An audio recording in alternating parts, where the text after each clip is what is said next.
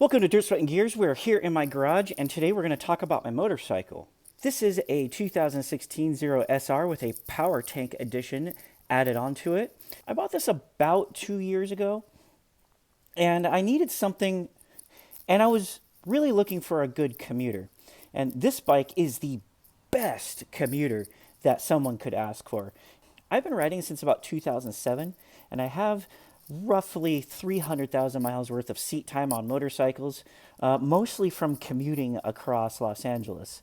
I live on the northeast of LA, and I would commute to Torrance for work every day, and that amounted to about 30,000 miles a year. And I've gone through a few motorcycles. The first one that I had was a 2007 Yamaha FZ6.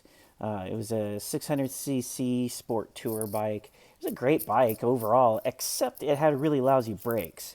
And that bike was the one that I broke my leg on because I slipped in some rocks when I was out riding with my friends. And that also kind of changed my perspective on riding overall. After that, I really became more of a strictly commuter type of rider because I needed to get across town every day. My FZ6 ownership ended when the chain snapped and took a hole out in the crankcase, and the bike was pretty much totaled after that. Shortly after that, I picked up a BMW R11S, and the BMW R11S was an amazing motorcycle. I got a screaming deal on it. It had 5,000 miles when I bought it. It had a salvage title, and I put 80,000 miles on it. And on my commutes, of course, commuting across LA is dangerous on a motorcycle. So I've been hit 3 times on that bike. Each time, insurance would total it. So I've totaled this bike 3 times over, and each time I kept it, put it back together, and it kept going. That bike was just so tough. BMW, they make really crappy cars, but their motorcycles, man, their motorcycles are great. That bike was so tough. I eventually sold that bike because it was getting up there in miles, 85,000 miles. I had started to have to do maintenance every few months on it, and it was getting really expensive. It's also expensive to insure because insurance prices your premium based on displacement. And this was an 1100cc bike, so it was pretty much priced up there with an S1000. It was like, really, guys, come on. And the bike had what, 85 horsepower, and insurance costs the same as a 200 horsepower superbike. Is nuts. And fuel cost. The R11S didn't get the greatest fuel economy. It wasn't bad. It was about 35 miles per gallon, which was still just fantastic compared to any of my cars. But I started to price out the cost of ownership of an electric motorcycle, especially if I could find one used. And at the time, the 2016 prices for used Zero motorcycles were starting to come down because it was like 2019. They were starting to get older. People were replacing them with newer bikes, or they were stopped riding and whatnot. So that's when I started looking for another motorcycle, and this bike was a winner. And not only that, not only did it meet my expectations for what it cost to own it, but it far exceeded my expectations in not only cost, but also riding experience. So we're going to take a walk around to this motorcycle. We're going to talk about all of the things that have been done to it, and then I'm going to talk to you about the riding experience itself. First up, the front tire has a Rosso Diablo tire on it. The tire is, I don't know, it's got about 2,000 miles left on it, maybe. Not bad. That tire actually came with the bike when I bought it. Moving up here, I have a Renthal Fat Bar on it, and this is a great handlebar.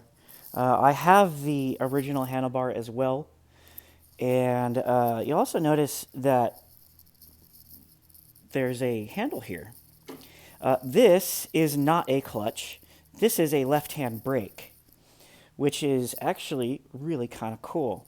Once I got over the fact that this wasn't a clutch, there were a couple of times that I would grab it just instinctually when trying to stop. But after I got over that, it ended up just making the ride even more comfortable having both brakes up on the handlebars. I didn't have to like do a dance every time I came to a stop, especially an emergency stop. These are aftermarket mirrors. I have the original mirrors somewhere. I can't find them. And to finish off the handlebars, I've got Throttle Meister bar ends. This is like a form of cruise control. You can see here it's holding the throttle open. And on a gas motorcycle, yeah, obviously. But on electric, you wouldn't really even think about that being all that beneficial. But I got to tell you, if you're riding on the freeway, it doesn't matter what you're riding. This is awesome. And they don't make Throttle Meister anymore, so this is kind of a treasure to me. I'm keeping this if I ever get rid of this bike. But you see here when I release it, it pops back down. And then the other cool thing is once you lock it, you can adjust it on the fly, and then you can adjust the tension so that it doesn't give as much resistance, so that you're still rolling on and off the throttle. You just don't have to put all of the energy in your wrist. It's really, really nice. The turn signals, what you'd expect. The horn is what you'd expect. It's got a high beam. It has a passing high beam. So you have low beam, high beam, and then the passing is just if you're in low, you can flash it. It also has a kill, just like a gas motorcycle. So you turn it on, and if you have this kill on, you notice here it's flashing with an error code, and the error code is going to tell you that the kill switch is on. And right now you see that it's still flashing, and that's because the kickstand is down, because it's not going to go anywhere with the kickstand down. Same with the ABS. You have to move the bike forward if you to engage the ABS. I'm just going to get on the bike and show you what happens. So the cool thing is I don't have to pull on the clutch to move this thing forward. This bike is on, and it's ready to go. So off camera, I did move the bike forward to turn the ABS light off. It does go off when you move forward. Then the screen itself. Miles per hour. This bike has 7,404 miles. Currently at 54% charge. I'll talk about that in a few minutes. Estimated range left is 59.9 miles. I really like this indicator because this changes depending on how you ride. So if you're riding like an asshole, this will change the estimated range based on how much energy output you're using in the throttle. It takes like a minute or so to update, I think, but it's really useful for knowing if you're going to get home. And so if you see that your range is starting to get a little bit lousy, like you're kind of afraid you won't make it home or whatever, you just ride more conservatively. You can put it in eco mode, or you just back off the throttle and not ride like a jerk. Temperature, I found to be really important, especially on hot or cold days, because cold days affects the range of this by quite a bit. And on hot days, if this starts to get up to about 150 degrees, you probably want to lay off the throttle a little bit and keep moving because this is air cooled. If you really wanted to, you could probably add a fan to this bike and manage that a little bit better, but I didn't really have a problem. I only had a problem on 115 degree days when, if I was getting on the throttle like at stop signs or whatnot. There was a few blocks where I was really just having fun with the bike and I would just rip it at a stop sign over and over and over again. That's when I overheated the battery, and it was really hot that day. We have other settings here. Range, error codes, so it will tell you the error codes, and then you can check them on the app. RPM, I never found this helpful, but I never really needed it because if you're moving forward, yeah, the motor is spinning. It'll tell you how fast the motor's spinning. But whatever. Let's see, what else? The trip, I never needed to use the trip odometer. I have used it a couple of times, but I found that range was where it's at. So temperature, WH per mile, watt hours per mile. That's how much you're using as you move forward. I never actually looked at it. I never thought to look at it, just because I found the temperature to be more important. A trip 2, you can see I've never touched that because it's got 3,000 miles on it. Trip average, 91.8 watt hours per mile. That's kind of cool. Life average, 100.6 watt hours per mile. That's cool. But you can see I rarely ever use those. And then over here, this is really helpful, especially if you're trying to hypermile or if you're just in general keeping an eye on your range. Like, for example, if you don't know how far you're going for that day, or you took an extra trip somewhere after work, this, as you're putting power down, you can see I'm rolling the bike forward. As you're putting power down, it will show you how much, just in a graph, how much you're using. It's very similar to, I guess, the power consumption gauge, which is probably why I never thought to use it. And then also regen. If you lay off the throttle and you're actually regenerating, which I'm not going to do while I'm holding a camera here, it will regen, and it will show you how much it's regenerating. It's pretty cool. And then power and torque, it's power output, torque output. They're mostly the same when you're actually moving. But here, just in the garage, you can see only torque is moving because it's not really using any power. You can switch between custom mode. Let's see. Sport mode or eco mode.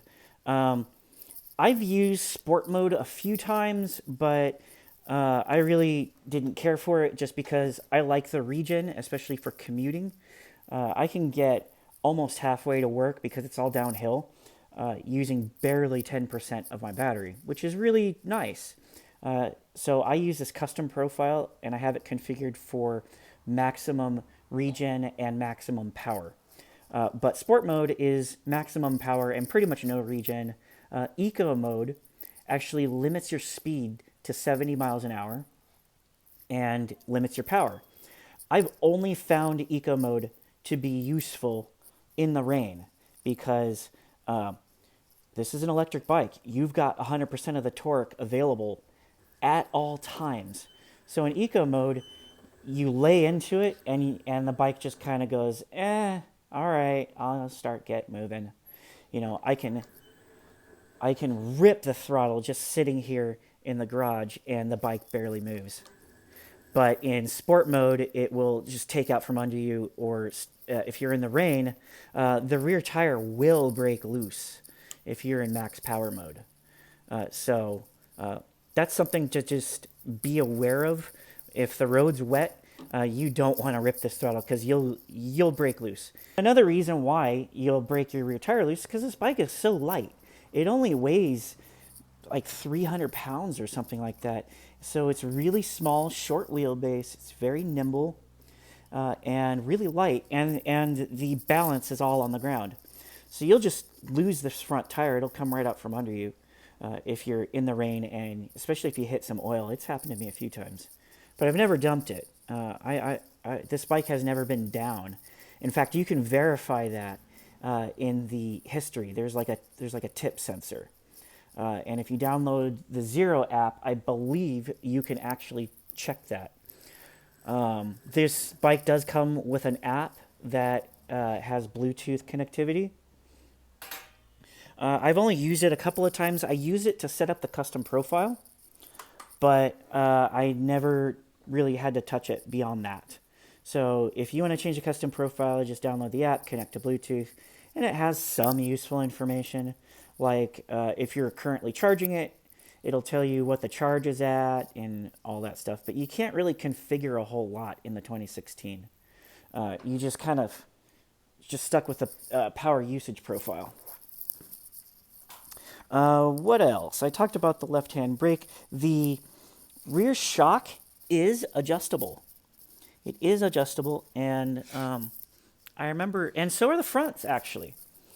The front and rear shocks are adjustable, which is really, really nice. I had it set up for comfortable freeway riding, so I wasn't getting thrown off the bike every time I hit a bump, and I could still kind of toss it around when I needed it to. This is an aftermarket tail. The original tail comes out to like here. I have it somewhere. I can't find it, but here it is. It says September 2021. It's currently October 2021. This bike is in non-op status because I didn't want to pay for insurance on a bike that I am not riding. So I've just kept it in the garage ever since I got the garage built. And then the rear tire is brand new. This is a Michelin Pilot Street. It's a really, really great tire. The Michelin PRs are my favorite tires. And then this is the box of parts. I have a Corbin seat, but I actually found the original seat to be more comfortable just for my style. So I kept it. And that's about it for the bike itself. I mentioned earlier that this bike is really light and really nimble, which for me meant that I could split lanes really cleanly, and I could avoid problems, and having the brakes right here, both brakes on the handlebars, was nice. Regenerative braking was also really nice because you don't always need to slam on the brakes. If you ride conservatively like I do, you just coast downhill, you roll off the throttle, and now you're gaining power, which is really, really cool. And then for lane splitting and dodging traffic, this bike is so light that you could just toss it back and forth with no problems whatsoever. And then, and without a clutch, you don't have to worry about changing gears. So if you want to pass somebody really suddenly, you just twist the throttle, go. There you go. You don't have to think about where you're at in the power band ever. It's just always there, which is so good for commuting. It makes commuting much, much safer. And that's what I was going for. One thing you're probably thinking is, oh, it's an electric. It doesn't make any noise. Loud pipes save lives. I say that's bullshit, and I say that from experience. Loud pipes don't save lives. You know what saves lives? Riding better. This talk of, oh, they can hear you coming if you have loud pipes. Well, for one, it's not as effective as you might think. You have to have an obscenely loud motorcycle to be heard from a car that's in front of you because of this little thing called the Doppler effect. Beyond the Doppler effect, if you have a bike that is really, really loud all the time, people are just going to think you're a dick, and they're more inclined to actually block you. And if you have a quiet or a silent motorcycle like I do, you can actually make noise on demand. There's this little button that you may not have heard of. It's called a horn. That's all you got to do. And that's if someone actually cuts you off. That's when you blast. But from my experience, from my 200,000 plus miles of commuting over 10 years across a pretty dangerous city, I've noticed that the most effective way to get a driver to be attentive to motorcycles is just this. Or just little blips. And that gets them to look in the mirror and go, oh, there's a motorcycle there. And then they get out of your way. That little polite little blip, most of the time, people will just go, oh, hey, and then they'll move out of the way. It's if you blast it, yeah, you're gonna piss people off. And some people do get pissed off at a blip, but it's really like 1 in 10, 1 in 20 people, probably 1 in 20 people will get pissed off at a little blip of the horn. The type of people that get pissed off at a small blip of the horn are just going to be pissed off at you no matter what. They're going to block you if you have loud pipes. They just don't care. So those people, you're not going to change their behavior by having loud pipes versus using your horn. It's just that simple. One last thing is this bike has the power addition tank. So it comes out at about 14 kilowatt hours total power storage, which for my style of riding comes out to be about 100 to 150 miles worth of range. And so you got to factor that in. That's why I say this is a commuter bike. You ride this to work. You're not going to ride this up the coast or do anything really crazy with it. You really own this because you know where you're going and you know how far it's going to be. And this one has the power tank, which adds some extra range to it. There is a level 2 charging edition. If you remove the power tank, you can add a level 2 charging port to this thing, which is really cool because, you lose 4 or 5 kilowatt hours. You're down to the original 10 that the built-in battery gets you. But with that level 2, you can actually charge in, 20 minutes, 15 minutes, get a full charge. I didn't get that. I need the ability to charge level 2 at home, and I just don't. So I was kind of waiting until my garage was built that I could put the 220 outlet on the wall, and then I would get that addition, because then I could get the adapter and plug it in and charge up quickly.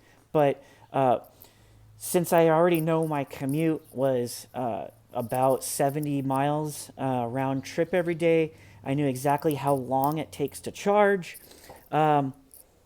It just wasn't a problem that I had to solve. That's about it for this motorcycle. There's really nothing under the seat other than the fuse panel. There's no storage. I rode around with a backpack all the time, so I didn't really need a storage. There are passenger foot pegs, but I've never carried a passenger on this thing. I imagine the range would really suck if you're riding 2 up on this. And, you could tell, even though there's foot pegs for a passenger, the seat's so short that it's like it's telling you really don't want to put 2 people on me. Just because the bike is so small anyway.